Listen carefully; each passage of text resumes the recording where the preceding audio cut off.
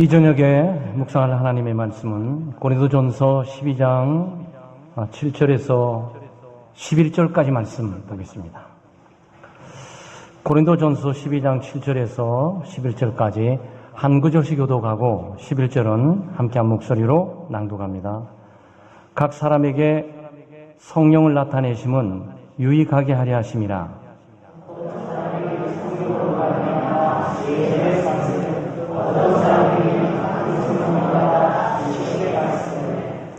다른 사람에게는 같은 성령으로 믿음을, 어떤 사람에게는 한 성령으로 병 고치는 은사를,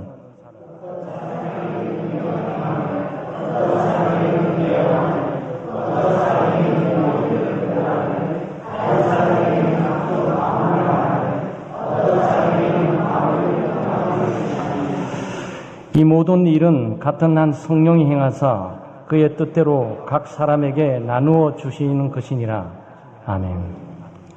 성령의 은사와 그 목적이라는 제목이에요. 그리고 우리가 말씀을 묵상하면서 교회는 성령 공동체구나라는 부분을 깨닫고 바로 은사의 적인 공동체이구나 깨닫습니다. 그 성령께서 교회를 다스리고 통치하고 주관하실 뿐만 아니고 성령께서 은사를 주셔가지고 예수 믿는 각 사람에게 필요한 은사를 주십니다. 그리고 여기 이렇게 보시면서 나는 은사가 없구나 이렇게 생각하시면 안 되고 여기 모든 은사들이 나열되어 있는 것은 아니에요. 하나님은 그 백성을 부르시게 될 때 각 사람을 성령으로 거듭나게 하시고 또 성령께서 그 속에 내주하시고 또 각 사람의 필요에 따라서 은사를 주세요. 그리고 그 은사를 가지고 주의 몸된 교회를 섬기고 하나님의 공동체를 이뤄나가도록 그렇게 하신 겁니다. 7절을 이렇게 보시게 되면 7절이 우리가 지난번에 4절에서 6절까지 본 구절들을 요약하는 것이에요. 요약하는 것이고 그 다음에 8절부터 11절까지 성령에 대한 많은 것들이 있죠. 이것들에 대한 어떤 주제 또는 표제라고 이렇게 보시면 되겠습니다. 7절은 중요한 의미를 갖고 있는데 우리로 하여금 성령께서 우리에게 은사를 주신 목적이 기록되어 있어요. 아무리 좋은 것을 가지고 있어도 목적대로 쓰임받지 못하면 그 의미가 없는 거거든요.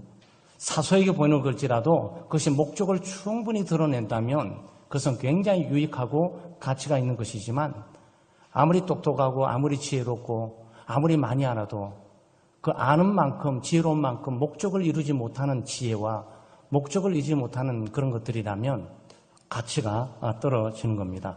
그래서 이게 각 사람이라고 말하니까 이거 즉각적으로 우리는 이해할 수 있어요.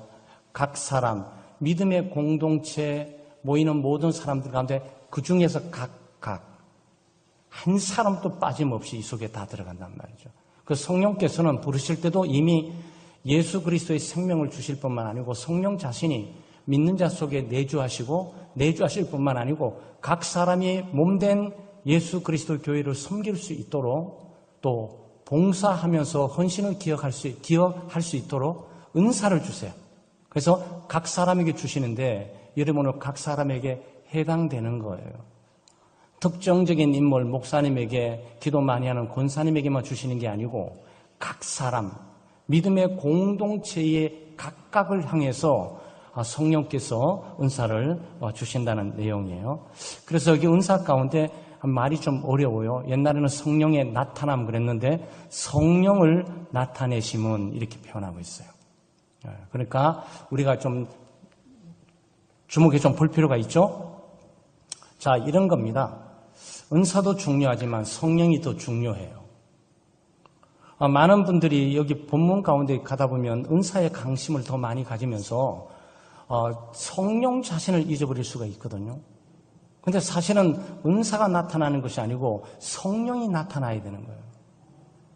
은사는 우리 각자에게 주어져서 그것들이 드러날 수 있고 안 드러날 수 있지만 그것들을 사용하고 역사해서 드러나게 하시는 분은 성령이에요. 마치 이거와 같은 거예요. 선물도 소중하지만 선물을 주신 아버지가 더 소중한 거야.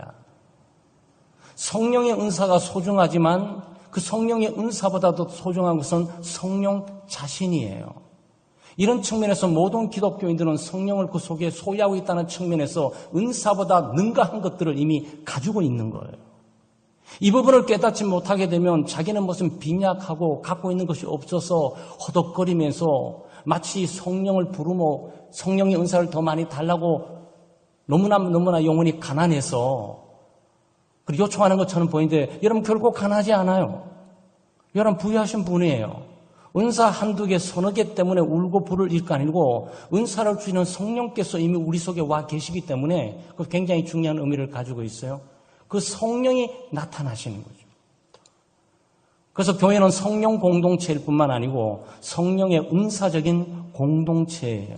사람이 여기 존재하고 있지만 성령께서 그 배후에 역사하시고 성령께서 부르시고 성령께서 은사를 주시고 그 은사가 사용되는 곳마다 성령께서 나타나시는 거예요. 만약 성령께서 나타나지 않고 은사를 사용하는 사람만 나타난다. 그 은사는 성령께서 주신 은사인지 의심해 보기 시작을 해야 되는 거죠. 여기 은사 가운데 우리가 볼 수 있는 것은 은사는 신앙 자체의 목적이 아니에요. 그것은 건덕을 위한 수단과 방법입니다. 왜냐하면 7절 말씀에 유익하게 하려 하심이라 그랬어요. 각 사람에게 성령의 은사를 주시고 성령이 나타나게 되는 이유는 유익하게 함이에요. 무엇을 유익하려고 하는 겁니까? 하나님의 몸된 교회가 유익되게 하는 거예요. 다른 믿음의 지체들이 유익되게 되는 거예요. 이렇게 유익된다는 것은 공공의 성, 공공의 유익을 말하고 있는 거예요. 여기 유익이란 이 단어 자체가 그 의미예요. 물론 은사를 갖고 성령께서 내주하고 계시고 성령께서 내게 주신 독특한 은사로 말미암아 내가 유익을 갖게 되는 것은 사실이에요. 예를 들어서 하나님 일을 또 효과적으로 할 수 있다. 그런 유익이 있죠.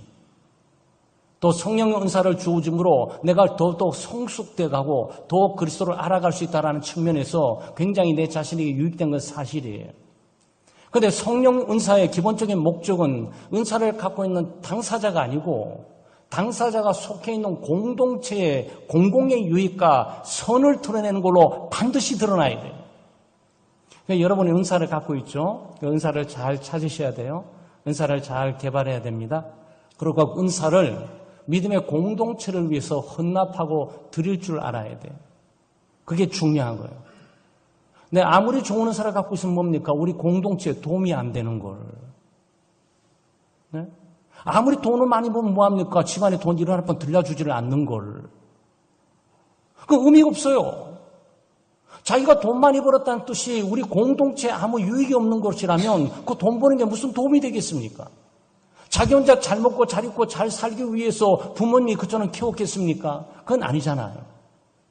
돈을 많이 벌면 가정에 또 용돈도 주고 뭐 어머니 맛있는 것도 사드리고 동생 학비도 좀 대주고 뭐 이래야 그 돈 버는 거에 유익하지 말이죠. 그러니까 우리가 주어진 은사들은 공공의 유익을 위해서 사용해야 돼요. 여러분이 영적인 은사가 뭔지 잘 보시면서 그 은사를 바로 우리의 믿음의 공동체, 이 창대교회의 구역회, 선교회에 그것들이 좀 유익되게 선한 공공의 도움을 위해 사용되도록 기도하고 노력을 해야 됩니다. 왜냐하면 내가 가지고 더 잘할 게 아니죠. 그냥 쉽게 표현해드렸지만 나 정말 사회 출세해서 나 성공해서 나 정말 CEO 돼서 나 1억 연봉이야 나 5억 연봉이야. 그런데 그게 나와 우리 집안에 무슨 관계가 있냐고. 장남이고 둘째인데 전혀 일은 한 번 둘러주지를 않는 거. 공공의 유익이 되지 못해요. 요번에 뭐 어떤 미국의 대학에 한 490억 정도. 네? 어떤 분이 CEO 와가지고 그냥 선포 해서 학생들 여기 모든 대출 받아서 하는 거 그 학비 다 지원이라고. 세계가 발칵 뒤집었어요. 제가 그저께인가 새벽기도 보면서도 참 미국이 원래 있을 만한 일들인데 올게 오는데 문제는 그 신문에 나온 것은 왜 한국에는 이런 부자가 없냐는 거야. 그까지 400억 없는 부자가 어디 있습니까? 대한민국에. 400억을 용돈전을 쓰는 사람들도 있는데 근데 돈을 공공의 유익을 위해 쓸지를 모르는 거예요. 그러니까 그 돈의 의미는 없어요. 혼자 잘 입고 잘 먹고 잘 살다가 흙으로 돌아가면서 그 돈은 또 그 자식들이 어떻게 하든지 하는지 몰라도 가는 거지. 그러니까 달란트도 마찬가지예요. 은사도 마찬가지예요. 교회 생활을 오래 하면서 자기의 은사를 잘 발견해서 난 이걸 잘할 수 있고 나는 이걸 잘할 수 있고 야 이거 해보니까 기쁘고 이거 해보면 즐겁고 나는 이걸 해보니까 또 효과적이고 사람들을 더 기쁘게 하고 사람들이 더 좋아하더라. 그럼 그 부분들을 계속적으로 공공의 유익을 위해서 사용할 줄 알아야죠. 은사의 다양성을 인정해야 됩니다. 여기 은사가 많이 나오고 있어요. 지혜의 은사, 지식의 은사, 믿음의 은사, 신유 은사, 능력을 행하는 은사, 예언하는 은사, 영분별의 은사, 방언하는 은사, 통역하는 은사. 야, 내가 여기 은사가 없네. 나는 은사 못 받았어. 아니요. 이게 은사의 모든 게 아니에요. 로마서 12장 7절 8절에 보면 섬김의 은사, 가르침의 은사, 권위하는 은사. 권위하는 은사는 우리 권사님들이 벌써 이미 받은 은사들이에요. 예, 권위는 권면하는 거예요. 충고, 권면하는 사람이 있어요. 상황들이 즉각적으로 보면서 이건 권면해야 되겠다. 이건 말을 해야 된다. 시기를 놓지 않고 적시적소에 말을 할 줄 아는 사람이 있어요. 어떤 사람 말만 막 하지 그 말이 말할 때마다 문제가 일어나. 말이 틀려서 그런 게 아니에요. 시기와 때도 조정을 못하고 개인적으로 만나야 되는지 공동체를 만나야 되는지 두 명 가서 만나야 되는지 이게 판단이 안 되는 거야. 근데 이런 은사를 갖고 있는 사람은 조용하지만 지금 이게 어떻게 돌아가는지 누구를 먼저 하고 누구를 먼저 만나고 개인을 만나야 되는지 개인을 충고해야 되는지 두 명을 불러야 되는지 이게 한눈에 뚫게 보여줘요. 보여준다. 그게 은사예요.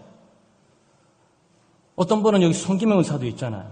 구제하는 은사가 있어요. 로마서에 이 사람은 돈도 많은 것도 아니고 그저 가난한 사람 보면 불쌍히 여기주고 다 돕고 반찬에 하나 주고 싶어하고 뭐라도 주머니 있으면 꼭 털어주고 싶어하고 이거 마음이 그렇게 늘 가는 거 있어서 그런 게 아니에요. 그 사람 그거 안 하면 안 돼. 그건 주어진 은사예요. 그게 예수를 믿기 전에 가지고 있는 성품일 수도 있고 기질일 수도 있지만 그 기질이 성령 안에서 새롭게 은사로 발돋움하고 변화되어 가는 거죠.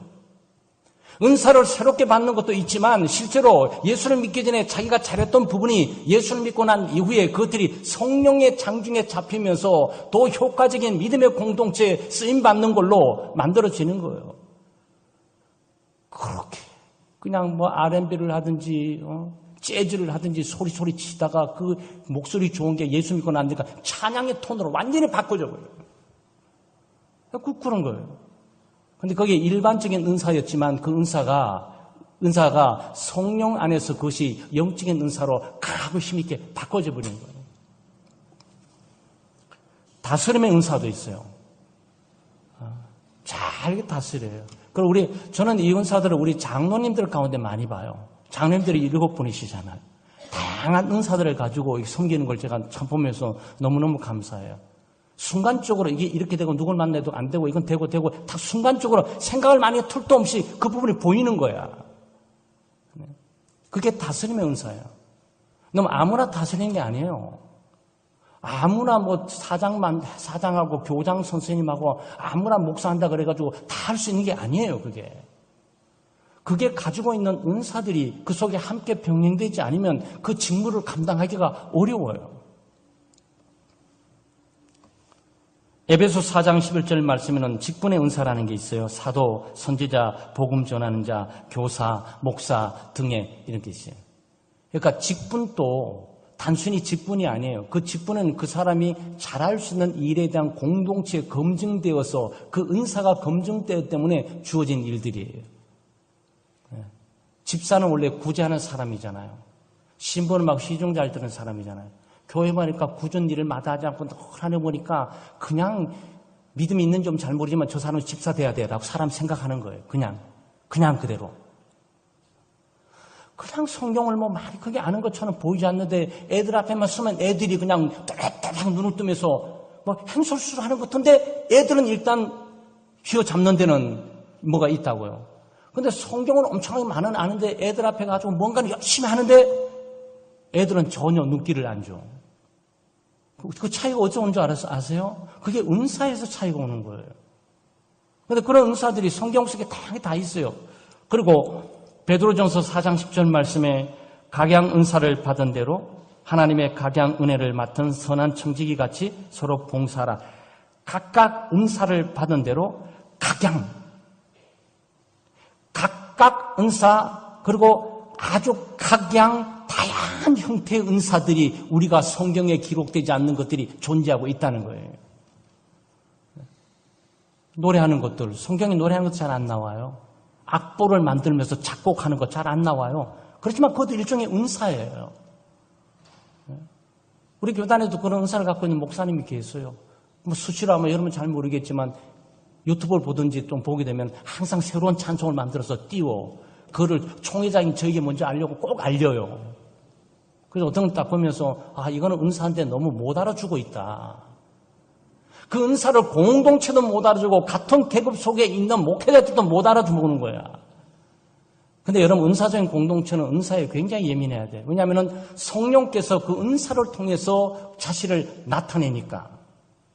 성령이 나타나는 것이 뭡니까? 그게 하나님의 임재와 하나님의 영광이지. 성령은 어떻게 나타나는 겁니까? 말씀을 통해 나타나기도 하지만 사람들의 섬김을 통해 나타나는데 그 섬김 속에 은사를 통해 강력하게 나타난단 말이죠. 그래서 교회 봉사 같이 하면서 뭐 등산 가든지 낚시 가든지 아니면 운동 같이 하든지 여기 식당에서 같이 봉사하든지 청소 같이 하다 보면 기쁘고 즐거울 뿐만 아니고 정말 잘 참는다. 야, 정말 부지런히 구석구석 저렇게 세밀하고 꼼꼼하게 잘 섬긴다. 그런 부분들을 발견하게 돼. 그런 것들을 예의주시하게 볼 필요가 있어요. 그거는 우리로 하여금 은사를 서로 볼 수 있는 기회를 주고 그 은사를 존중할 건 각양 은사니까 어떤 은사가 더 좋고 어떤 은사가 더 나쁘고 어떤 은사가 좋은 질이고 어떤 은사가 나쁜 질이고 뭐 이런 차원이 아니에요. 은사는 모두 한 성령, 같은 성령, 동일한 분이 각각 다르게 주고 있다 말을 하고 있잖아요. 여기 보면 지혜의 말씀이 이렇게 나오고 있어요. 지혜의 말씀. 네. 지혜의 말씀이란 지혜는 지혜 로고스, 지식 로고스 뭐 이거예요. 그러니까 지혜의 말, 뭐 단순하게 이게 지혜의 말, 지식의 말 이런 뜻이에요. 뭐 지혜의 글, 지식의 글, 뭐 이런 것들이에요. 근데 이 지혜는 복음의 총체적인 그 본질을 말하고 있는 거예요. 곧 여러분 지혜의 근본이 뭐죠? 하나님을 경외하는 거예요. 그러니까 즉각적으로 구약 성경에 여러분 빛을 좀 봐줘야 돼요. 하나님을 경외하는 것은 믿음 있는 사람이어야 돼요. 하나님을 경외하는 것은 지식의 근본이에요. 하나님의 관계된 일들을 잘 알아갈 수 있는 것, 그것이 지혜예요.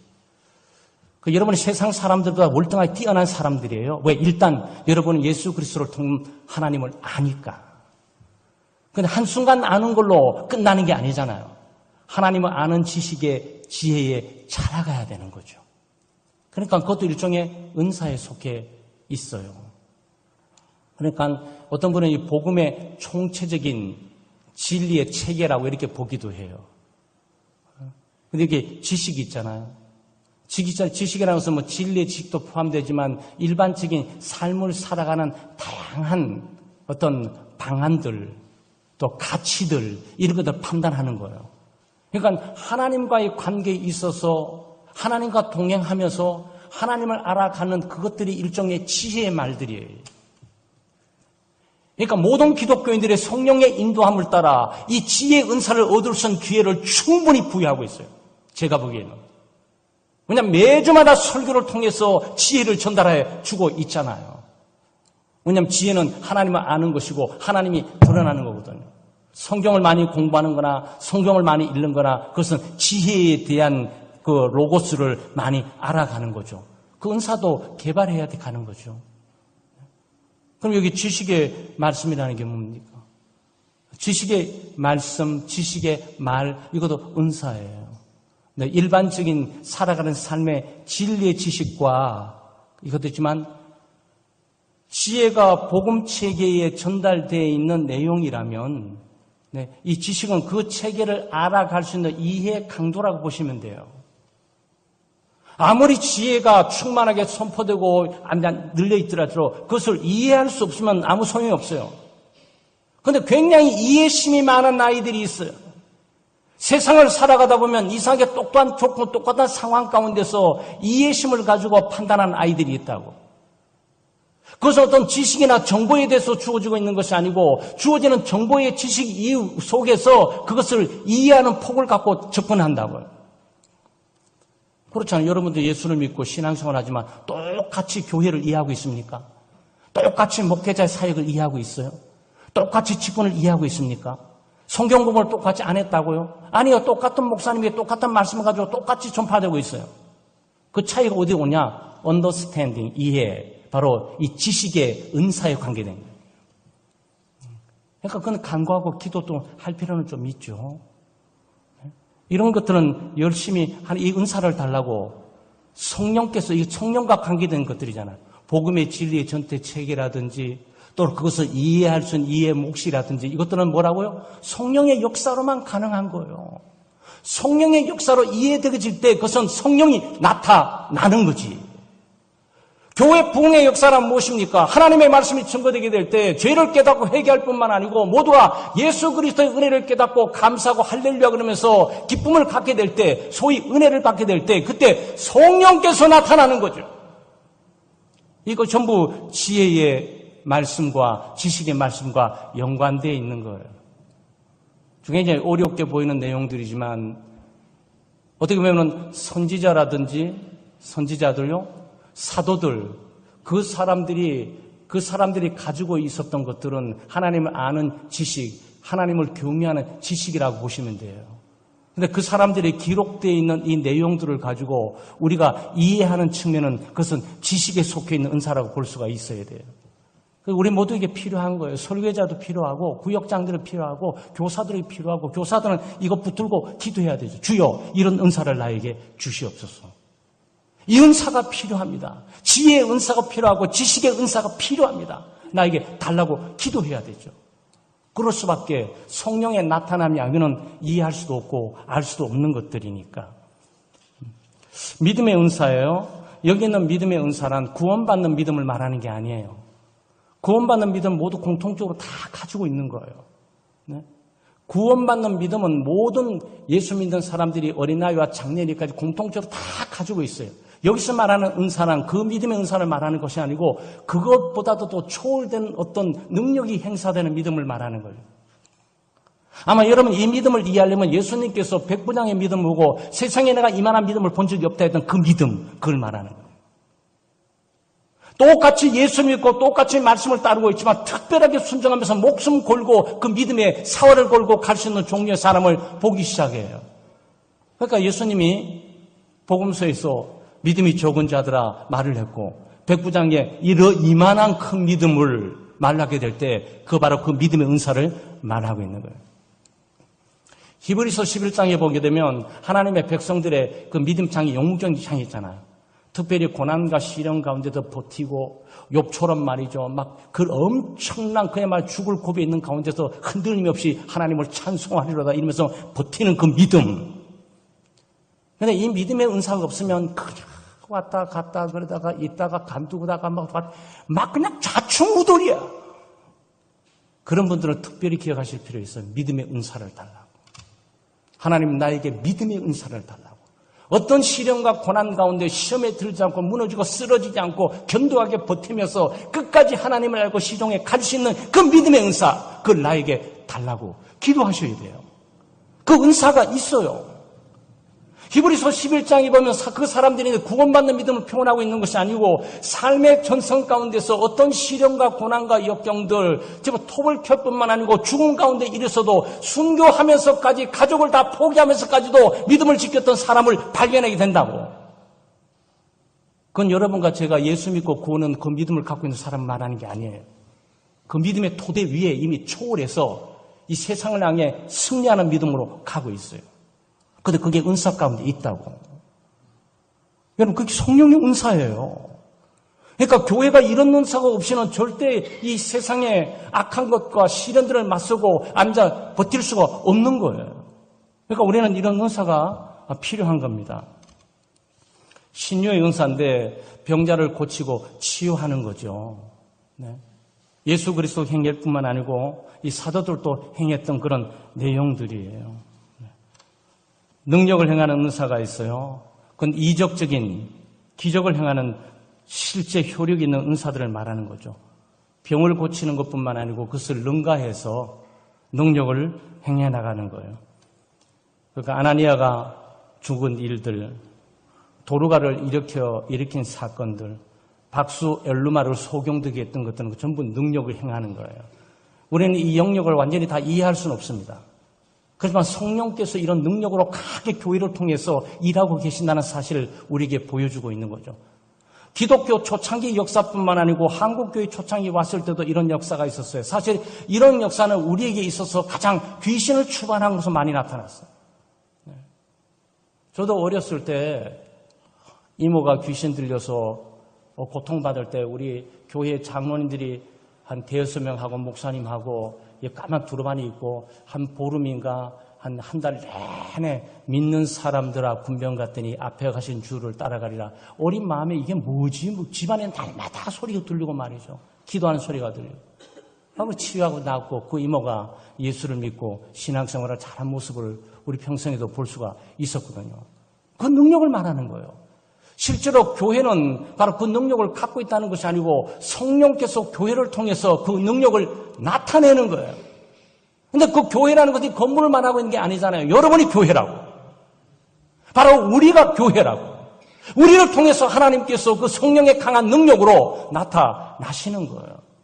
그러니까 여러분이 이런 일들을 만나게 될 때 두려워하지 말고 기도하시면 돼요. 병든 자라든지 귀신 들린 자라든지 어떤 인간적인 치유하는 것도 인간의 질병도 다양하게 발생돼서 과학이라든지 의술이라든지 의학을 통해서 또 의학을 통해서 치료도 하지만 그 치료 전체를 하지 감당치 못하는 수많은 질병들이 세상 가운데 일어나고 있어요. 아프리카는 에볼라 같은 게 일어나고 있지 않습니까? 과거 우리 중세 당시에는 콜레라가 걷잡을 수 없이 유럽의 죽음의 사자로 일어났던 거고 그때 다 교회가 그 능력으로 그 어두움의 시기를 극복하고 카브에 갔던 거예요. 그러니까 예수 믿는 사람 두려워할 필요 없어요. 하나님이 함께 하실 뿐만 아니고 성령께서 우리의 강한 믿음을 주시고 믿음의 은사를 통해서 우리가 세상을 이기게 할 뿐만 아니고 우리를 통해서 그 능력을 강하게 드러내는 거죠. 그래서 기도하는 거 아니겠습니까, 교회가? 예언의 은사가 있어요. 예언의 은사라는 것은 지금은 없어진 은사입니다. 예언의 은사라는 것은 미래를 보는 것뿐만 아니고 하나님의 메시지를 받아서 전달해 주는 거예요. 하나님의 메시지를 받아서 전달해 주는 것은 사도들이나 선지자들이에요. 선지자 직분이 없어졌고 사도 직분이 없어졌어요. 그 모든 예언들은 신구약 성경 66권에 다 성취되고 완성되었어요. 지금 고린도 교회 있잖아요. 그렇죠? 고린도 교회가 이 은사 문제를 바울 사도가 다룰 때까지는 이 성경이 확정되지 않았어요. 그때는 이 서신들이 계속 나가고 있는 중이기 때문에 예언이 진행되고 있었던 거예요.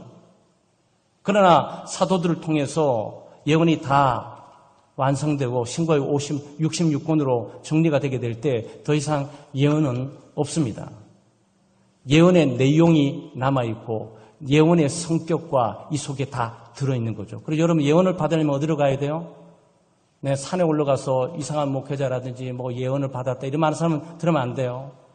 그 전부 엉터리예요. 신통방통하게 가가지고 소나무 밑에 소나무 몇 개 뽑고 보니까 하늘에서 벼락 치면서 그게 메시지를 줬다. 다 거짓말이에요.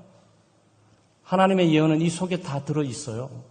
네, 사도들을 통해서 선지자를 통해서 우리가 이 예언의 내용들을 여기서 성령께서 주시는 이것을 지혜라고 보게 될 때 이 지식의 은사를 우리가 달라고 해서 이거를 볼 필요가 있죠. 영분별의 은사입니다.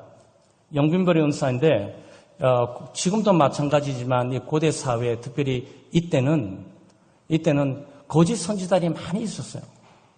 거짓 선지자도 많이 있었고 거짓 예언자들도 많이 있었고 거짓 그리스도도 많이 있었고 그래서 적 그리스도가 출현했던 내용들도 많이 있고 바울 사도가 각 처쪽 교회마다 바로 이 거짓 선지자를 대항하기 위해서 그러니까 교회는 영분별의 은사를 갖고 있는 분들이 계셔야 돼요. 그러니까 여러분 그걸 의심하시면 안 돼요. 어떤 사람이 좀 이상한 거 같으면 괜히 의심하고 그래. 예수 믿는 사람이 다른 사람 다 믿고 그러는데 저 사람의 유별을 의심하고 아니 의심해서 그 사람 눈에 그 꼬리 앞이 보이는 거야. 그 은사를 깊이 보시기 시작해야 돼요. 저는 그 교회 생활하면서 종종 그런 분들을 좀 만나기도 합니다. 다른 사람들 다 순진하게 다 믿으면서 아우 의심하면 안 돼. 그냥 온 사람 다 받아야 돼. 그런데 이 사람은 다 받는 거는 받는 거지만 속에 경계하고 있는 것도 다르게 있어. 여러분 그게 이상한 게 아니에요. 하나님께서 공동체 가운데 어느 누구에게 그 영분별 은사를 주시는 거야. 그러니까 우리가 그럴 때 그 은사를 함께 활용할 수 있도록 해야 되는 것이지 우리와 똑같은 게 아니니까 너무 유별나 새신자들을 봤는데 뭘 의심하고 그래 믿음이 없나 봐 이렇게 하면 치부할 것이 아니에요. 반드시 교회는 적그리스도, 거짓 예언자, 거짓 교사, 선지자 또 특별히 병이 고쳐지잖아. 이게 하나님으로부터 온 고쳐진 건지 사탄으로부터 와서 고쳐진 건지를 분별할 수 있는 능력을 갖고 있어야 돼요. 뭐냐면 예수 믿지 않는 세계도 이런 능력이 나타나니까. 여러분 불교에 있는 간증들 보세요. 불교 아침 일찍 새벽 4시에 가지고 불공 드리고 있는 중에 석가가 나타나서 치료해줬다는 사람이 무수하게 많아요. 그러니까 우리는 치료받았다고 딱 하는 순간 이게 하나님으로부터 온 것이냐라고 검증을 해야 되는데 어떤 분들은 검증이 잘 안 돼. 그런데 어떤 분들은 그게 이게 아닌 것 같다라고 어떻게 탁 보인다고. 그게 갖다 탁 걸린다고 그게. 마치 위조 주패가 막 넘어가는데 아무리 뜯어봐도 안 보이는데 이 사람 눈에는 이거 위조야. 탁 굴러내는 사람이 있어요. 교회는 그런 사람이 필요하고 반드시 있어야 돼요. 그런데 그런 사람이 많지 않기 때문에 그 은사가 사장되는 거지. 무시당하는 거지. 유별나다고. 그렇지 않아요, 여러분. 그래서 우리는 다양한 은사를 알고 있어야 되고 다양한 은사를 갖고 있는 사람들을 우리가 존중해야 되고 그것들을 우리가 하나님께서 주신 건 줄 알고 우리가 감사하고 함께 잘 사용할 필요가 있는 거예요. 내가 없다고, 내가 할 수 없다고 저 사람도 할 수 없어야 된다고 이래서는 안 된단 말이죠. 내가 할 수 없기 때문에 저 사람 하는 거고 내가 치료할 수 없기 때문에 저 사람 치료하는 거고 내가 말할 수 없으니까 저 사람이 말하는 거고 내가 구제할 수 없으니까 저 사람이 하는 거고 그러니까 모든 사람이 다 구제해야 된다고 말해서는 안 된단 말이죠. 구제할 때 함께 참여는 할 수 있지만 특별한 구제 은사를 갖고 있는 사람이 집사님들이에요. 그렇게 교회 집사님 초대교회들부터 교회 집사님들이 원래 해야 되는 일들은 우리 재직하고 있지 않습니까? 그는 구제를 하기 위해서 모여 있는 거야. 그렇게 보시면 돼요. 구제하기 위해서 우리가 집사 재직회가 거기 있는 거예요. 그게 제 1차적인 일이에요. 그러니까 교회 내뿐만 아니라 교회 밖에 다 구제해야 될 것들을 이렇게 찾아서 그들을 섬기고 봉사하고 하는 일들로 가득 차 있는 게 재직회란 말이죠. 방언의 은사요. 방언에서 주의하셔야 돼요. 이거 복잡하게 말하기 굉장히 시간 가면서 얘기할 수 있는 시간들이 많이 있으니까. 여기는 방언은 무아지경에 있는 방언이 아니에요. 황홀 기도를 하면서 황홀경에 빠져가지고 정말 금식 기도하는데 갑자기 랄라 쌀쌀 그러면서 막 나오는 아무도 알아듣지 못하는 그걸 말하는 게 아니에요. 여기 방언은 외국어예요. 모든 사람이 다 외국어 하는 게 아니에요. 어떤 사람은 외국어를 할 수 있는 잘할 수 있는 재능과 탤런트를 갖고 은사를 갖고 있는 사람이 있어요. 세상에 태어나서 한 가지 언어 배우기도 어려운데 2개, 3개를 습득하면서 그것들을 활용해내는 사람이 있다고요. 그럼 목사님 어떤 근거로 그러시냐고? 사도행전 2장이 그래요. 사도행전 2장에 성령께서 임하셔가지고 이 언어를 하게 될 때 세계 각국의 사람들이 왔어요. 세계 각국의 사람들이 모여 있었는데 그때 성령께서 임해서 방언을 하게 하는데 방언을 하게 될 때 세계 각국에 있는 사람이 다 자기 나라 언어로 알아들었다고요. 그게 방언이에요. 왜 성경에 주어진 방언을 가지고 이상하게 자꾸 바꿔서 신기하고 신통방통하고 신비한 영역에 속해 있는 것처럼 전부 기독교를 이렇게 몰아가냔 말이죠. 기독교는 그렇게 되어 있지 않습니다. 성령은 극히 이성적이에요. 성령께서 우리에게 역사하잖아요. 황홀경에 빠진다든가 정신을 잃는다든가 무아정에 빠지지 않아요. 냉철해지기 시작합니다. 선과 악을 뚜렷하게 구별하면서 세상과 이것들을 정확하게 구분하고 자기가 어떤 처지에 있는 것이고 이것들을 정확하게 알도록 되어 있어요. 그것은 성령이 우리로 하여금 이성을 뽑아가는 것이 아니고 우리 이성을 날카롭게 새롭게 만들으셔요. 우리가 보지 못한 부분까지도 보게 하시는 거죠. 그러니까 여기 방언은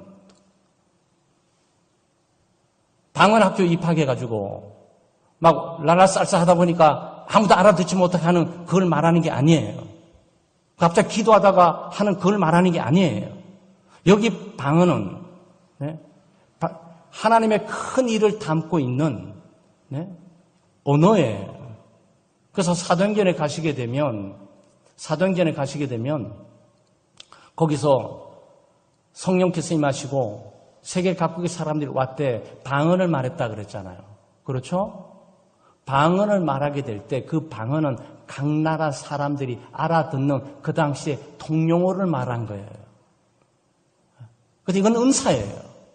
그러니까 외국어는 은사입니다. 외국어는 우리가 공부해서만 습득할 수 있는 게 아니에요. 물론 공부 열심히 해 나가야 되겠죠. 그러면 이런 은사는 어떻게 이렇게 내려올 수 있냐고? 그것은 성령께서 임의를 따라 역사하고 있는 것이기 때문에 우리는 그 분야를 다 이해할 수가 없어요. 그냥 성령께서 이런 은사가 있다라고 바울사도가 얘기하고 있는데 지금 바울사도가 이 얘기를 하고 있는 내용이 왜 이렇게 얘기하고 있냐? 고린도 교회가 무아지경 가운데서 황홀경 가운데서 막 아무렇게 말하고 있었거든요. 그러니까 바울사도가 지금 고린도 교회에 은사를 쓰고 있는 이유는 바로 그 방언이 잘못되어 있기 때문에 올바른 방언을 해야 되라고 가르치기 위해서 지금 이걸 쓰고 있는 거예요. 그러니까 이 저자의 의도를 잘 모르면 이 방언 나와 있으니까 우리도 방언해야 된다. 성경이 방언이 있는데 왜 우리는 안 하냐? 오해했어요. 왜? 저자가 이거 한마디 하려고 하는 것이 아니고 12장에서 14장까지를 다 말하고 하는데 이제 시작을 하고 있는 거라고. 그래서 여러분 방언은 언어의 은사예요. 통용어의 은사입니다. 그 당시에 통용되는 각국의 사람들이 알아들을 수 있는 문법이 있고 문장이 되어 있고 주어, 동사, 목적이 분명하게 드러나서 그 언어를 하고 있는 사람은 알아듣는 사람이에요. 그러니까 지금 외국인들이 만약 여기에 한족들이 앉아있다거나 독일이 앉아있고 프랑스에 앉고 있는 순간 내가 방언을 하고 있는 거예요. 최소한 그 사람들에게는 이게 방언으로 들려지는데 우리가 만약에 영어를 하고 독일을 하고 우리가 프랑스를 하고 중국어를 하고 일본어를 하면 우리가 그것을 방언을 하고 있는 거예요. 여기 말하는 은사는 언어의 은사예요. 그러니까 여러분 현혹되거나 이렇게 하실 필요 없어요. 이 통역의 은사입니다. 통역의 은사란 통역하는, 해석하고 통역하는 은사예요. 여러분 영어도 공부해 보셨죠? 우리 한국은 지금 중국어 많이 하고 일본에 하는 거 영어를 하는 거니까. 영어를 할 때 주어, 동사, 목적 보호, 그 다음에 전치사, 동명사 이렇게 수식하고 쭉쭉쭉 문장이 간다는데 그거 다 해석한다 그래서 그 의미를 다 안다고 생각하세요? 아니에요. 그래서 은사가 필요한 거예요. 설교자가 왜 필요한 거죠? 한국말을 못 하셔서? 이 한국 성경을 못 알아들으셔서? 한국 성경 못 읽어서? 아니, 한국어로 읽는데 이해가 안 돼서. 그래서 통역이 필요한 거예요. 여러분, 그러니까 이것을 신비주의로 자꾸 황홀하게 무아징으로 자꾸 이렇게 끌어가려고 하시면 안 돼. 있는 그 장체, 그 다음 헐메네틱스, 이 자체가 이것을 문법적으로 이것을 분석하고 이것을 번역을 해서 해석을 하고 설명하는 것까지를 포함하는 것이 통역이에요. 통역은 아무나 하지 않아요. 제가 영어 문장을 좀 잘 읽습니다. 근데 저는 통역은 아니에요. 직접한 통역하는 것은 한국어뿐만 아니고 영어의 톤이 한순간에 그대로 이해되어져야 돼요. 그 컨텍스트, 문맥 속에서 그게 이해되어져야 된다고.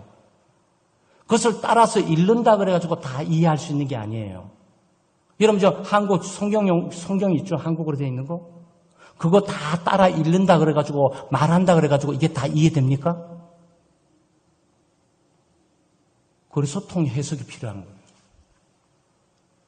방언도 마찬가지예요. 방언을 말하고 있으니까 그 방언 말하고 있는 것들 그냥 막 해석한다 그래가지고 되는 게 아니에요. 그것은 그 문장 속의 의미들을 분명히 알고 의미들을 자기 말로 해석해서 전달해 줄 수가 있어야 돼요. 그래서 이건 은사여야 하는 거야. 아무나 할 수 있는 게 아니죠. 그리고 좀 놀라운 때 많아요. 저보다 영어를 잘 모르는 사람이 그 사람 중에 하나가 저 뒤에 앉아 있는데 저보다 통역을 잘해요. 그건 은사예요. 그건 은사예요.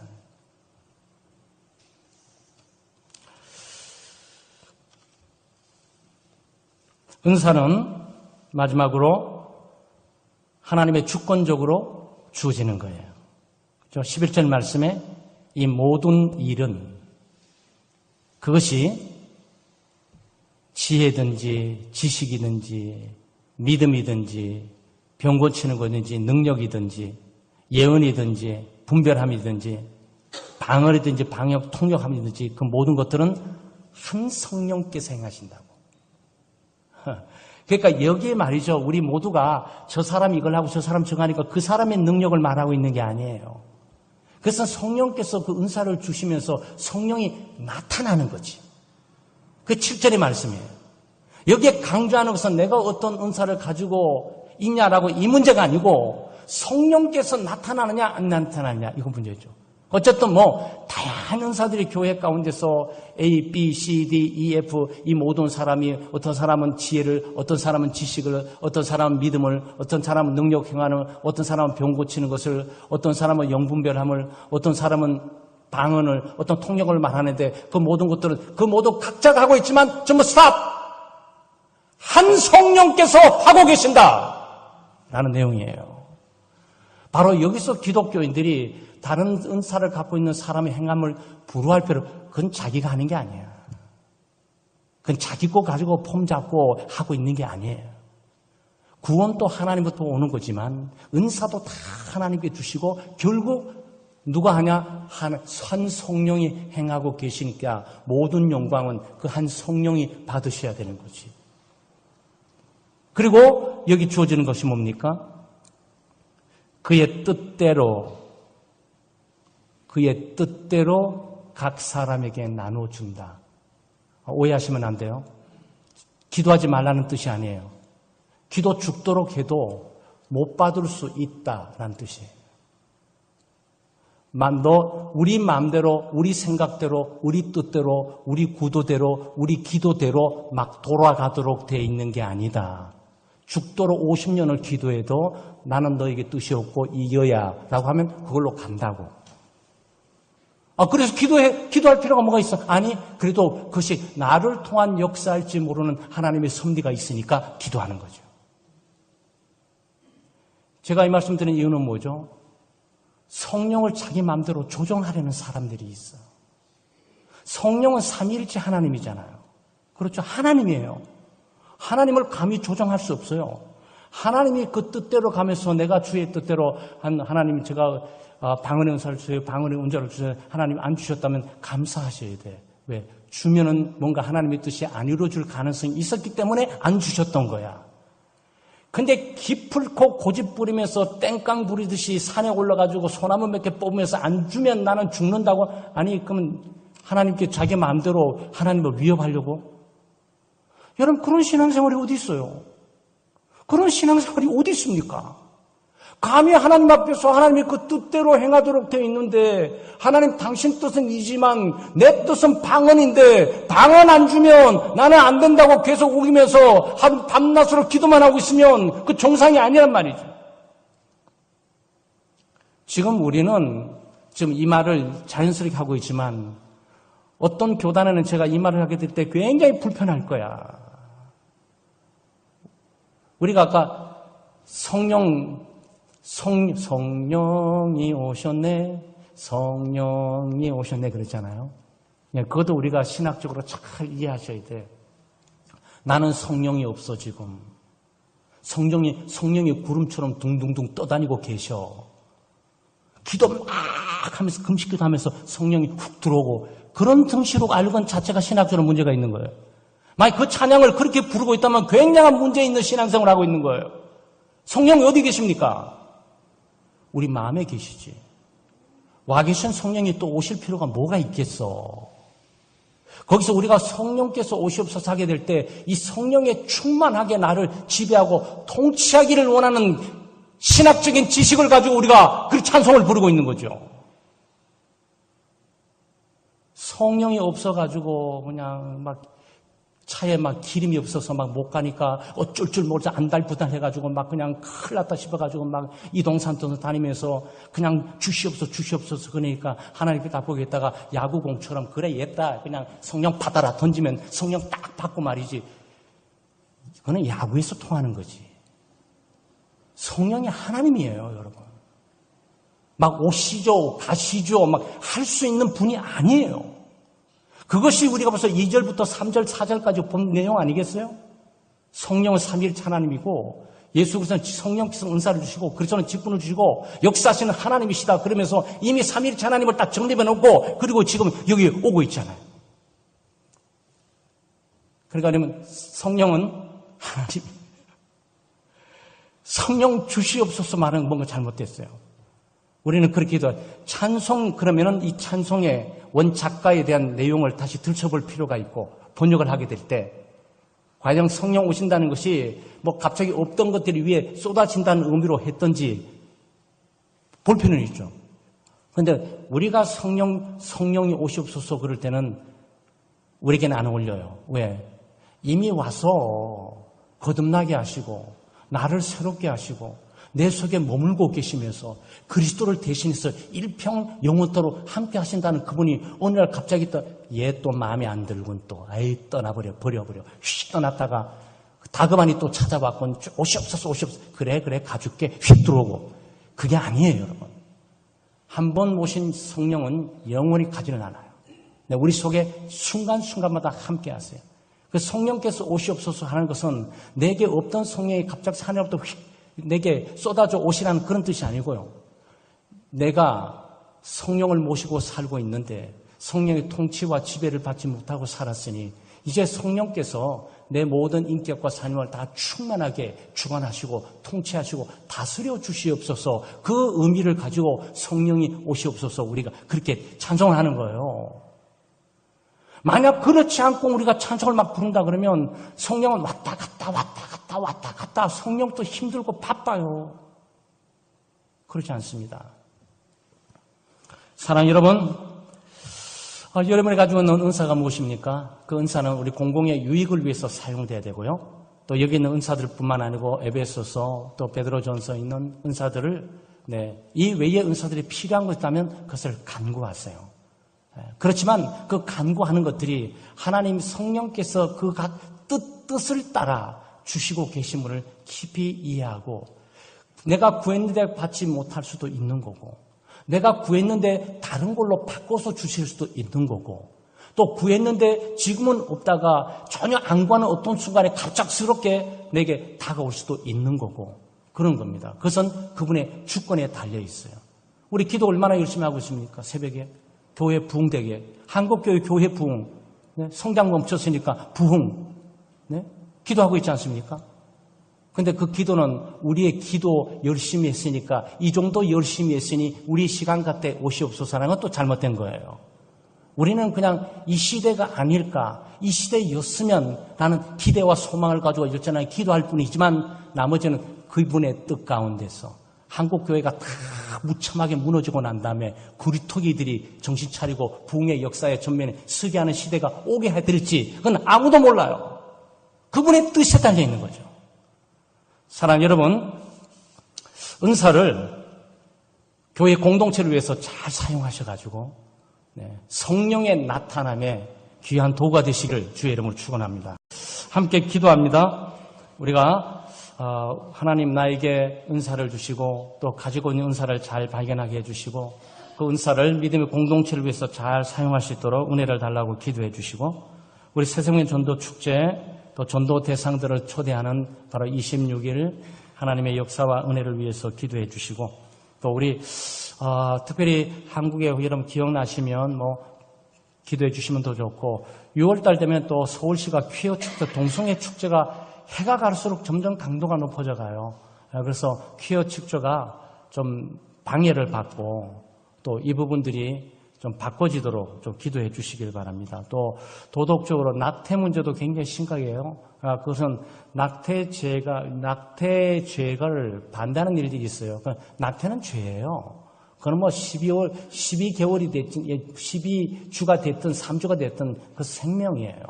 우리 기독교적으로는 그 생명의 한순간도 포기하지 않습니다. 그러니까 그것은 전부 잘못 돌아가는 거예요.